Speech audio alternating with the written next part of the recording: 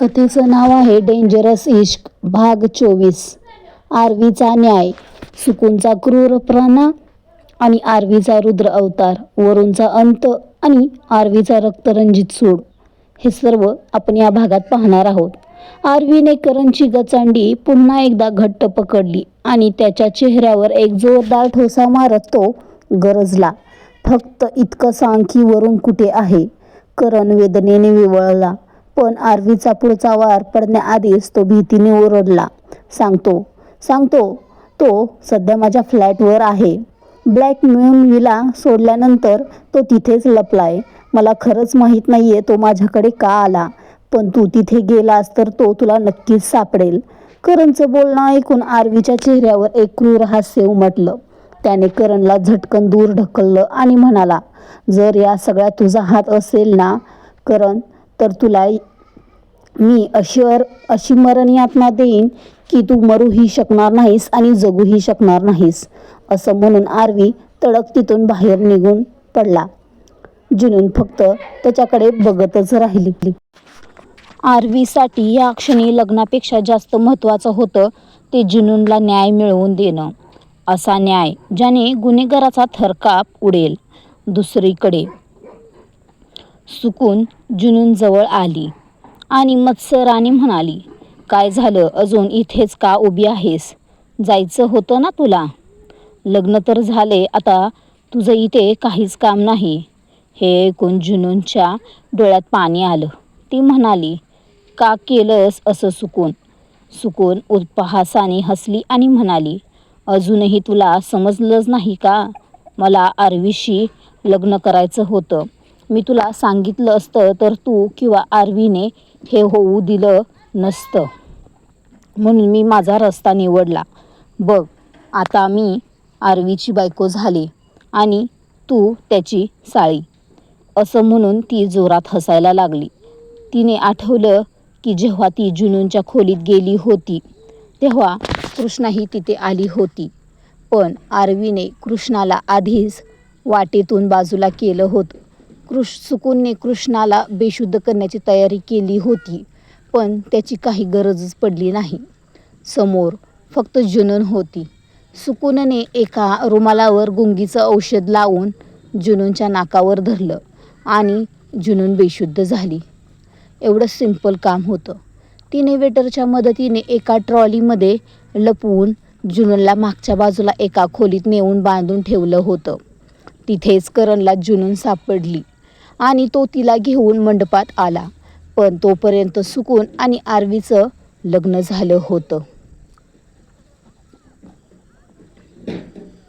वर्तमान काळात जुनून सुकूनकडे बघत कातर स्वरात म्हणाली, आई, बाबा गेल्यानंतर मी स्वतःपेक्षा जास्त तुझ्यावर प्रेम केलं सुकून. त्यांच्या हयातीतही कदाचित मी कोणावर इतकी माया केली नसेल. तू माझ्याशी असं वागायला नको होतंस. सुकून तोंड वाकडं करून म्हणाली, प्लीज आता हे इमोशनल भाषण देऊन मला छळू नकोस. सांगितलं ना, लग्न झालंय. भूक लागली असेल तर जेवून घे आणि इथून चालती हो. तितक्यातच तिथे कृष्णा आली आणि दात ओठ खात ओरडली, इथून तुला जावं लागेल सुकून. मी आजवर तुझ्यासारखी निर्दयी बहीण अजिबात पाहिली नाही. मी जुनूनची कोणीच नाही, तरी तिचं वाईट करताना मला इतकं वाटलं नसतं, पण तू तर तिची सख्खी बहीण आहे असून तिचं आयुष्य उद्ध्वस्त केलंस. तुझ्यासारखी बहीण असण्यापेक्षा कोणीच नसावं हे चांगलं. सुकून तिरकसपणे हसली आणि म्हणाली, तुला का इतकी मिरची लागते ग? आता आरवी वरूणला पकडून कोणतं गणित गुपित समोर आणणार? सुकून आणि कृष्णा यांच्यातील हे शाब्दिक युद्ध कोणत्या टोकाला जाणार? आणि जुनून या धक्क्यातून सावरून आरवीची साथ देणार का? जाऊन थंड तुला का इतकी मिरची लागते ग? जाऊन थंड पाणी पी आणि स्वतःला शांत कर. आता तू कितीही तांडव केलंस तरी आरवीची पत्नी आता मी बनले आहे. खबरदार जर तुमच्यापैकी कोणीही त्याच्याकडे नजर उचलून पाहिलं तर. आणि हो, तू असं म्हणत सुकूनने जुनूनकडे पाहिलं, जी अजूनही डोळ्यात पाणी आणून तिच्याकडे बघत होती. ज्या सुकूनसाठी जुनूनने गेल्या 6 महिन्यांपासून मामामामींचे अत्याचार सहन केले, तीच बहीण तिला असा धोका देईल यावर तिचा अजिबातच विश्वासच बसत नव्हता. सुकून पुन्हा ओरडली, खबरदार जर तू इथे काही नाटक करायचा प्रयत्न केलास तर. मला माहीत आहे तू नाटक करण्यात एक्सपर्ट आहेस, पण इथे तुझं काहीही चालणार नाही. आरवीसारखा गँगस्टर तू अजिबात डिझर्व करत नाहीस.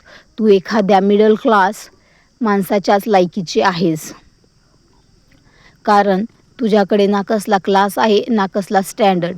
या जळलेल्या शरीराशिवाय तुझ्यात उरलंय तरी काय? स्वतःची अवस्था बघितली आहेस का? तुझ्याशी कोणी लग्न तरी करेल का? जुनून गप्प होती, पण तिथे उभा असलेला अव्वल सुकूनचा हा तमाशा सहन करू शकला नाही.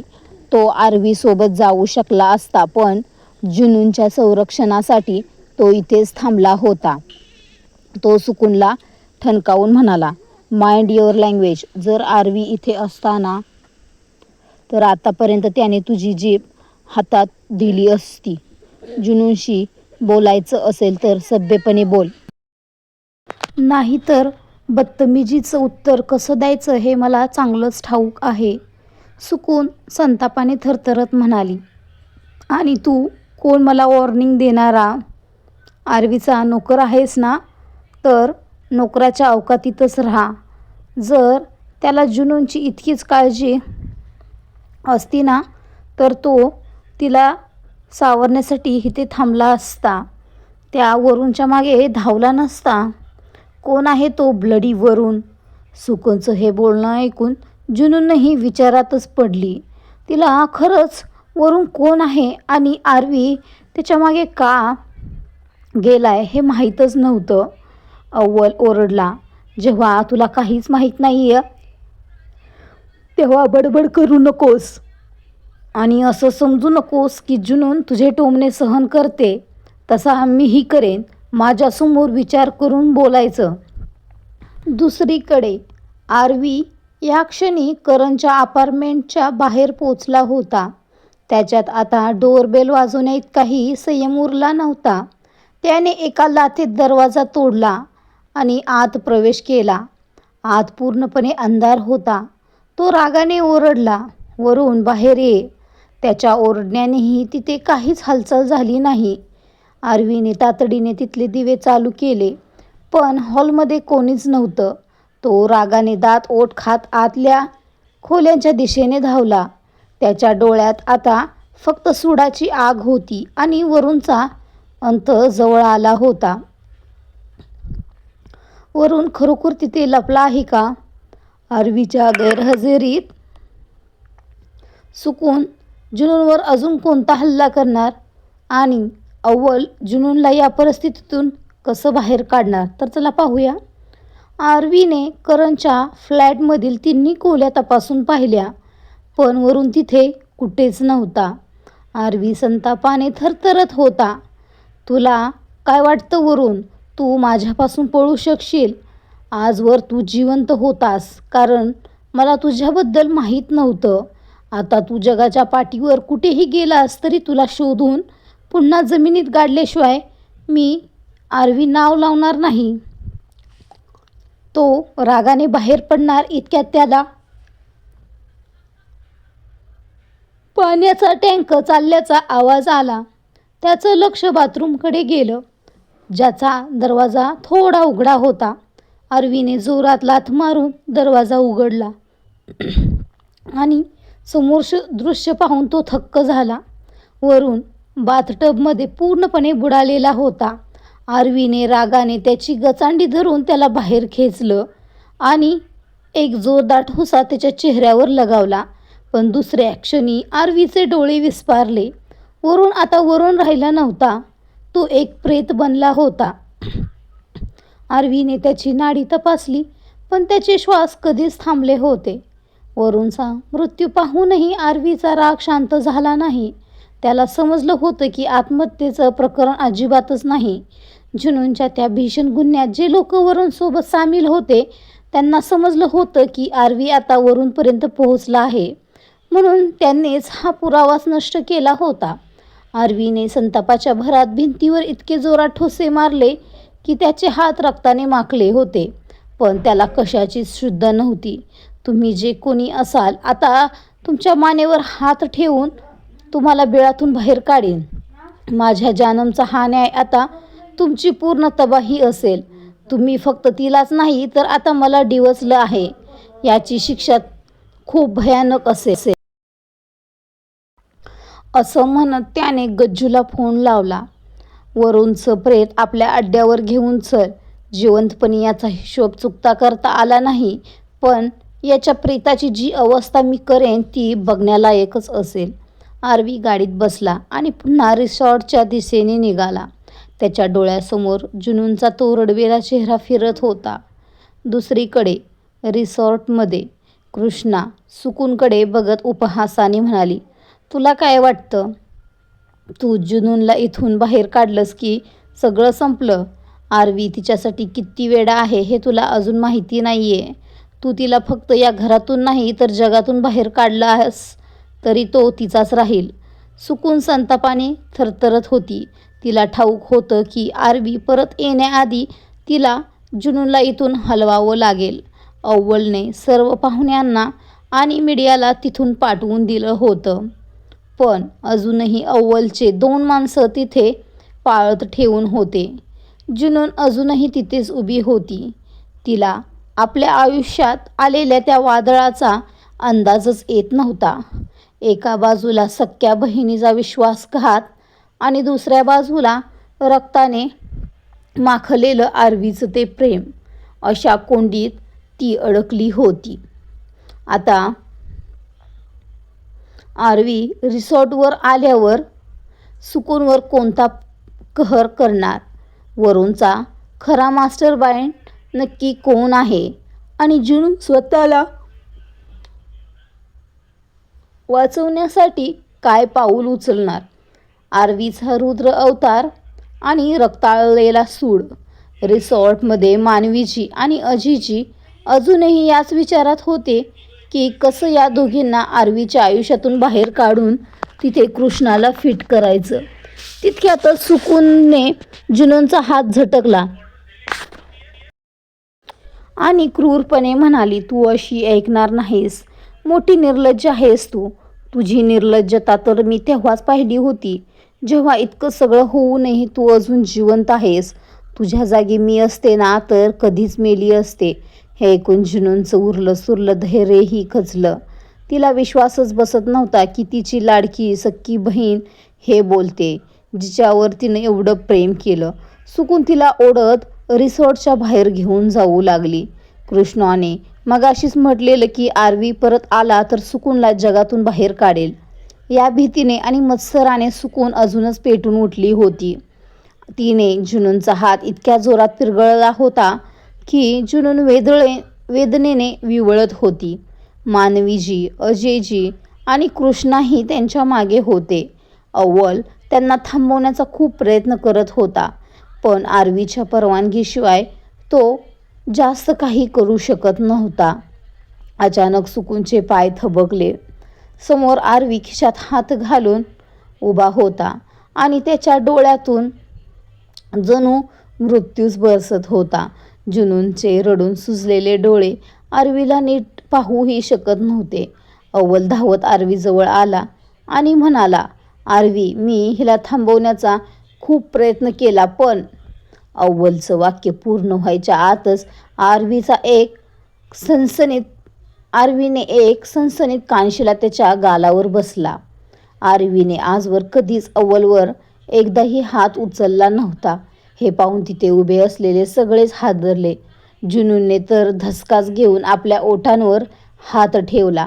आरवीने अव्वलची गचांडी धरली आणि ओरडला, या 2 कवडीच्या पोरीची इतकी हिंमत की ती माझ्यासोबत मंडपात बसली. तुला सांगितलं होतं ना मला मंडपात फक्त माझी जुनून हवी आहे. जर काही गडबड झाली तर तुला जिवंत सोडणार नाही. अव्वलने मान खाली घातली आणि म्हणाला, मला माफ कर, पण मला वाटलं होतं धोका फक्त कृष्णाकडून आहे, म्हणून मी तिला मंडपातून दूर ठेवलं.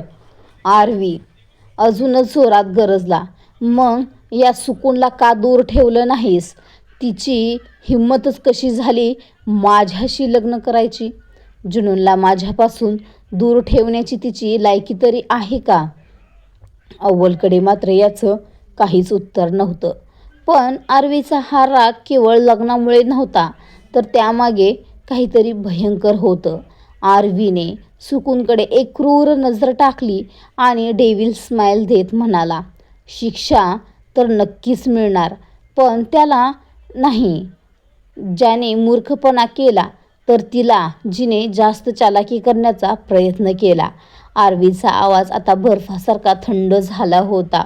त्याने पाहिलं की सुकूनने अजूनही जुनूनचा हात गच्च धरला आहे. आरवी जुनूनच्या जवळ आला आणि त्याने तिचा हात स्वतःच्या हातात घेत एका झटक्यात ओढला. त्या झटक्यामुळे आरवीच्या हातातील अंगठी सुकूनच्या हाताला घासली गेली आणि सुकूनच्या हाताचा लचका तुटला. सुकून वेदनेने किंचाळली. तिच्या हातातून रक्ताच्या धारा वाहू लागल्या. जुनून हे पाहून सुकूनच्या दिशेने धावणार इतक्यात आरवीने तिला आपल्या कमरेत धरून स्वतःच्या छातीशी खेचलं. जुनून पूर्णपणे शहारली होती आणि मोठ्या मोठ्या डोळ्यांनी आरवीकडे बघत होती. आरवी तिच्या कानात म्हणाला, सांगितलं होतं ना जानम, लोकांना ओळखण्यात तू खूप मोठी बेवकूफ आहेस. प्रत्येक माणूस तितका चांगला नसतो जितका तू विचार करतेस. आरवीच्या या स्पर्शात आता एक मालकी हक्क होता आणि सुकूनच्या रक्ताने माखलेला हात त्याच्या सुळाची पहिली पायरी होती. आता आरवी सुकूनला नक्की कोणती मरणप्राय शिक्षा देणार? मानवीची आणि अजिजी या क्रोधातून वाचतील का? आणि जुनून आरवीच्या या हिंसक प्रेमाला स्वीकारेल का? सुकूनचा मुखवटा आणि आरवीचा अघोरी न्याय. आरवीने जुनूनला आपल्या कवेत घट्ट पकडलं आणि तो गरजला, सांगितलं होतं ना जानम, लोकांना ओळखण्यात तू खूप मोठी चूक केलीस. इथे बाहेरचे तर सोडाच, तुझे स्वतःचे रक्ताचे नातेवाईकच तुझे शत्रू आहेत. हे ऐकून सुकून आपला जखमी हात सावरत ओरडली, सोडा तिला. आरवी, आता तुमची बायको मी आहे, जुनून नाही. लग्नाच्या विधी आपल्या दोघांच्या झाल्या आहेत. त्यामुळे आता तुमचं आणि जुनूनचं नातं मेहुणा आणि साळी असं आहे. तुम्ही मर्यादेत राहिलात तर बरं होईल. सुकूनच्या या बोलण्याने जुनूनच्या काळजाचे तुकडे झाले. तिच्या डोळ्यातून अश्रू वाहत होते. आरवीने जुनूनला सोडलं आणि तो शांतपणे सुकूनच्या जवळ आला. त्याने तिचे खांदे पकडले आणि हसून म्हणाला, अगदी बरोबर, आत्ता सगळी नाती बदलली आहे. माझी बायको तू आहेस. मर्यादा, हो, मला आणि जुनूनला मर्यादितच राहायला हवं. असं म्हणत आरवीच्या चेहऱ्यावरचे भाव अचानक बदलले आणि पुढच्या क्षणी एका सनसनीत चपराकचा आवाज तिथे घुमला. आरवीचा तो जोरदार फटका बसता सुकून थेट जमिनीवर कोसळली. तिच्या गालावर आरवीच्या बोटांचे वळ उमटले होते. हे पाहून कृष्णाही भीतीने शहारली. जुनून सुकूनकडे धावणार इतक्यात आरवीने तिला रोखलं. जुनून रडतच म्हणाली, आरवी, तिला सोडून द्या, ती अजून लहान आहे. चूक झाली तिची. आता आपलं कोणतंही नातं उरलेलं नाहीये, हेच खरं आहे. पण आरवीचा राग अनावर झाला होता आणि तो जोरात ओरडला, ज्याचा जन्मच मर्यादेबाहेर झालाय, ती मुलगी आता मर्यादा शिकवते. चल, आता मी तुला खरी मर्यादा काय असते तेच दाखवतो. असं म्हणून तो जुनूनचा हात पकडून तिला ओढत पुन्हा मंडपाकडे घेऊन जाऊ लागला. मानवीजी आणि अजयजी आणि कृष्णा त्यांच्या मागे धावले. सुकून तिथे जमिनीवर बसून संतापाने थरथरत होती. आजवर तिला कोणत्याही मुलाने हात नव्हता लावला. उलट तीच मुलांना आपल्या तालावर नाचवायची. तिने जुनूनला खोटं सांगितलं होतं की ती हॉस्टेलवर राहून शिकते, पण प्रत्यक्षात ती कॉलेजच्या नावाखाली मुलांच्या पैशांवर मजा मारायची. क्लबमध्ये डान्स करणं, सिगरेट, दारू हे तिचे छंद होते. ज्या दिवशी जुनून तिला शोधत स्टोर रूममध्ये आली होती तेव्हाही ती तिथे लपून सिगरेटच पित होती. सुकून डोळे पुसत उठली आणि मनाशीच म्हणाली, जुनून, आधी मला वाटलं होतं फक्त तुझा आरवी हिरावून घ्यावा, पण आता मी तुझं सगळं काही उद्ध्वस्त करेन. तुझ्यामुळे आई बाबा गेले, तुझ्यामुळे मला दारोदार फिरावं लागलं आणि तू इथे आरवीशी लग्न करून स्वर्ग उपभोगणार होतीस. मी असं कधीच होऊ देणार नाही. दुसरीकडे आरवीने मंडपात पोहोचताच अव्वलला इशारा केला आणि पंडितजींना पुन्हा बोलावून घेतलं. आरवी पंडितजींना म्हणाला, मंत्र सुरू करा. पंडितजी चक्रावून म्हणाले, पण सरकार, आत्ताच तर तुमचं लग्न झालं ना, म्हणजे त्या दुसऱ्या मुलीसोबत विधी पूर्ण झाल्या ना. आरवीच्या डोळ्यात यावर एक भीषण चमक होती, जणू तो आत्ता पुन्हा एकदा नशिबाचा फासा पलटवणार होता. आत्ता आरवी पुन्हा कोणाशी लग्न करणार? सुकूनच्या भूतकाळातील आणखी कोणती गुपिते समोर येणार आहेत आणि जुनून या नरकातून स्वतःला वाचवू शकेल का? आरवीचा अघोरी अट्टहास आणि रक्ताळलेलं लग्न. पंडितजींचे शब्द पूर्ण व्हायच्या आतच आरवीने आपल्या कमरेतून बंदूक काढली आणि ती थेट पंडितजींच्या कपाळाला लावत गरजला, तोंडावाटे मंत्र बाहेर काढताय की सरळ तुमचं राम राम म्हणायची वेळ आणू तुमच्यावर? आरवीची ती धमकी ऐकून पंडितजींची मात्र बोबडीच वळली. थरथरत्या हाताने त्यांनी पुन्हा हवनकुंडात अग्नी प्रज्वलित केला आणि मंत्रोच्चार सुरू केले. जुनून केविलवाण्या स्वरातच म्हणाली, आरवी, तुमचं लग्न झालंय. प्लीज माझा हात सोडा. मला इथे राहायचं नाहीये. तुमची बायको आता सुकून आहे आणि आपलं लग्नही होऊ शकत नाही. जुनूनचं बोलणं ऐकून आरवीचा चेहरा रागाने अधिकच लाल झाला होता. तिथे उभी असलेली कृष्णा तोंड वाकडं करून म्हणाली, तसं बघायला गेलं तर जुनूनचं म्हणणं बरोबरच आहे. आता सुकून तुझी बायको आहे, तर तुला दुसरी शादी करायचीच असेल तर तिच्यासोबतच कर. या लग्नाला काहीच अर्थ उरत नाही. कृष्णाचं वाक्य पूर्ण होतं न होतं तोच आरवी पंडितजींकडे बघत उपहासाने म्हणाला, सगळ्यात आधी कोणती विधी असते पंडितजी? फेऱ्यांची ना. आता फेरेच घेतले, त्यामुळे तितकं तर मला नक्कीच लक्षात आहे.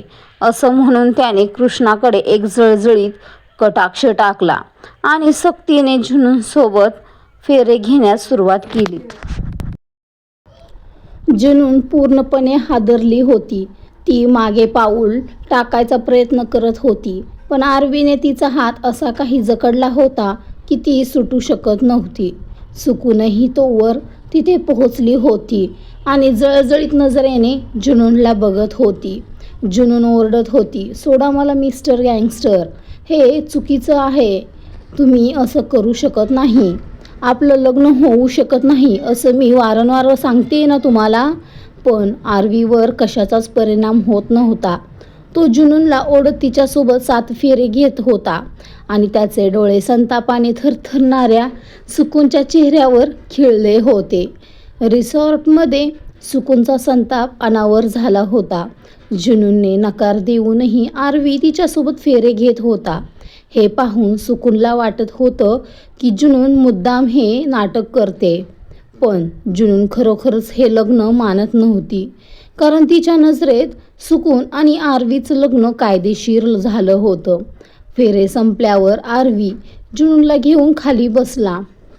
जुनून पुन्हा एकदा उठण्याचा प्रयत्न करू लागली, पण आरवीने तिचा हात इतका जोरात पिरगळला की तिची त्वचा लाल निळी पडू लागली होती.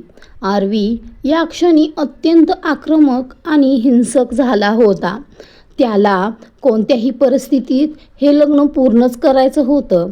पंडितजी घाबरत घाबरत आरवीकडे बघत म्हणाले, आता मुलीच्या भांगेत सिंदूर भरा आणि तिला मंगलसूत्र घाला. मंगलसूत्र तर आरवीने आधीच सुकूनच्या गळ्यात घातलं होतं आणि ते उष्ट झालेलं मंगळसूत्र त्याला आपल्या जानूच्या गळ्यात अजिबातच घालायचं नव्हतं. त्याच्या डोक्यात आता काहीतरी वेगळं चक्र फिरत होतं, ज्याचा परिणाम खूप भयानक होणार होता. आता आरवी जुनूनसाठी दुसरं मंगळसूत्र कुठून आणणार? सुकून आणि कृष्णाचा पुढचा प्लॅन नक्की काय असेल? आणि जुनून या सक्तीच्या लग्नाला आपलं नशीब मानणार का? तर चला पाहूया. रक्ताचं सिंदूर आणि सुकूनचा आत्मघातकी डाव. सुकूनने आधीच एक मंगळसूत्र घातलं होतं, त्यामुळे आरवीला तिला दिलेलं ते उष्ट मंगळसूत्र आपल्या जानमच्या गळ्यात अजिबात घालायचं नव्हतं. त्याने स्वतःच्या गळ्यातील सोन्याची चेन पाहिली, ज्यात एक काळा धागा आणि तावीज होतं. आरवीसाठी त्या ताविजापेक्षा अजिबातच दुसरी मौल्यवान काहीच नव्हतं. त्याने तो धागा काढला आणि जुनूनच्या गळ्यात बांधत म्हणाला, यापेक्षा जास्त महागडं माझ्याकडे काहीच नाही जानम. आजपासून हे तुझं झालं. जुनून सुन्न होऊन त्याच्याकडे बघत म्हणाली. बघतच राहिली. मानवीजी आणि अजयजींचे चेहरे पडले होते. जर आरवीने कृष्णाशी लग्न केलंच असतं तर ती त्याची तिसरी बायको ठरली असती आणि संपत्तीऐवजी फक्त शिव्याच पदरात पडल्या असत्या. त्यामुळे त्यांनी आशाच सोडली होती. कृष्णा मात्र सुकूनचा जळफळाट बघून मनातल्या मनात हसत होती. आरवीने सिंदूर भरण्यासाठी थाळी उचलली, पण तितक्यात सुकूनने ती थाळी जोरात खाली पाडली. सिंदूर जमिनीवर सांडला. सुकून ओरडली, हे लग्न होऊ शकत नाही. मी तुझी पहिली बायको आहे आणि ही विधी मी होऊ देणार नाही. तिने जुनूनचा खांदा गच्च पकडून तिला ओढायला सुरुवात केली. आरवी तिरकसपणे हसून म्हणाला, तुला वाटतं हे लग्न या सिंदूरवर अवलंबून आहे? तुझा हा भ्रमही मी दूर करतो. त्याने जवळच पडलेला पूजेचा चाकू उचलला आणि स्वतःच्या हातावर एक खोल जखम केली. रक्ताची धार वाहू लागली त्याच्या हातातून.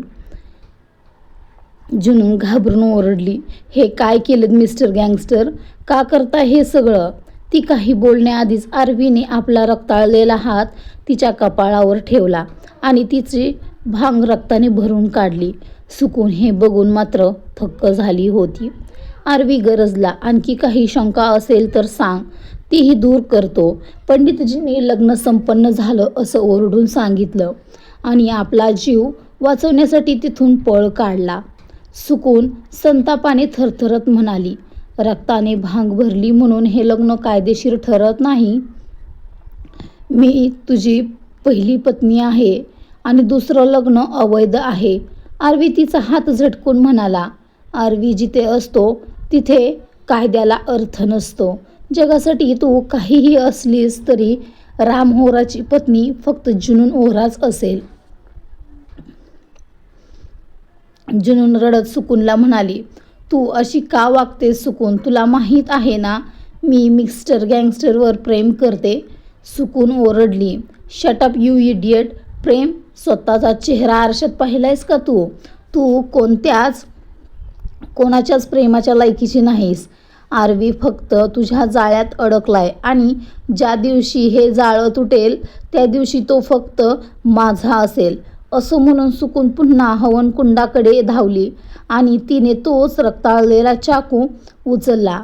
ती आपल्या मनगटावर चाकू ठेवून ओरडली, आरवीचा हात सोड जुनून, नाहीतर मी स्वतःचा जीव घेईन. हे ऐकून जुनूनचे पाय लटपटू लागले. ती आरवीचा हात सोडण्यासाठी धडपडू लागली आणि रडतच म्हणाली, माझा हात सोडा मिस्टर गँगस्टर. सुकून स्वतःला संपवेल. मी हे लग्न मानत नाही. तुम्ही सुकूनचे पती आहात, माझे नाही. मला इथून जाऊ द्या. जुनूनच्या या केविलवाण्या विनवणीने आरवीचा राग आता टोकाला पोहोचला होता.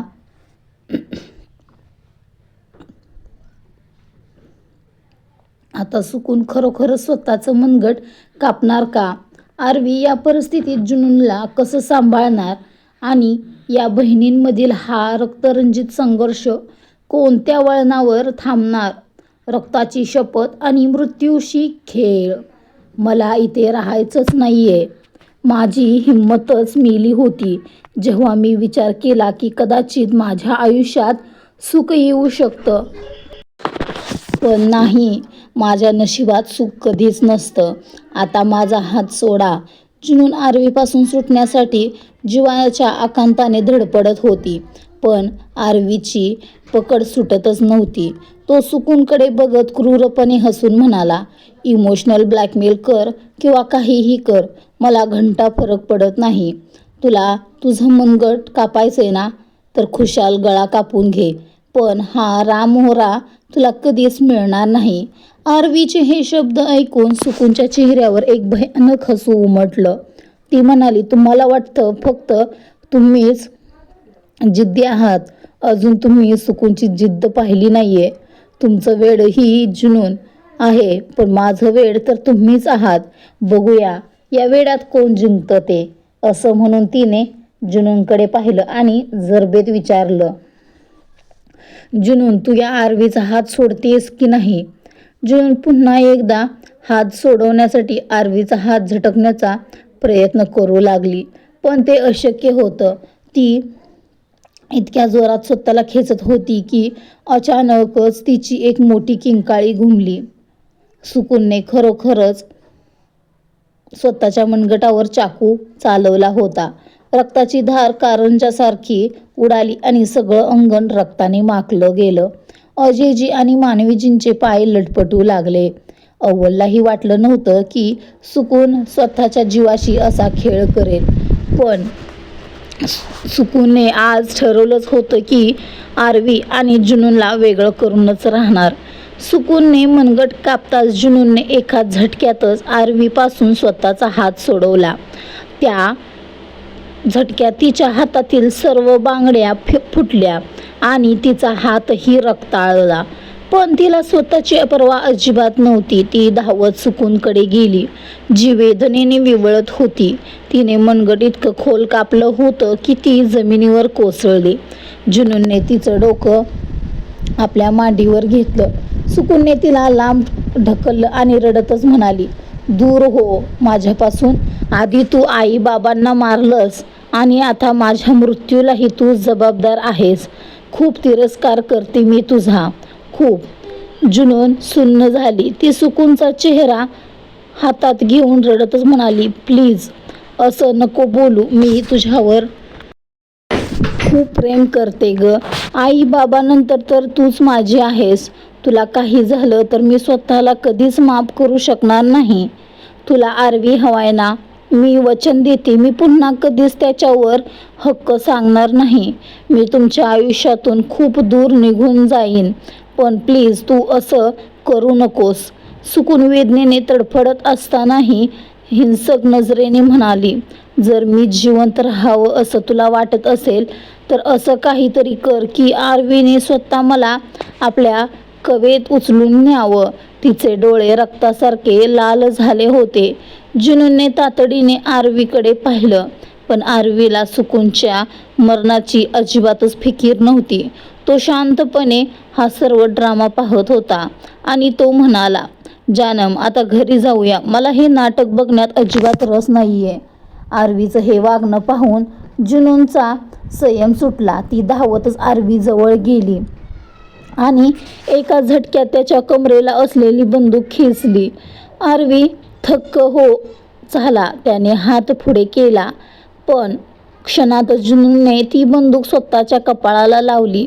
तिचा हात थरथरत होता, डोळ्यातून अश्रू वाहत होते, पण ती हिंमतीने ओरडली, सुकूनला हॉस्पिटलला घेऊन चला. जर तिला काही झालं तर मी स्वतःच्या डोक्यात गोळी झाडून घेईन. आरवी आता पूर्णपणे हादरला होता.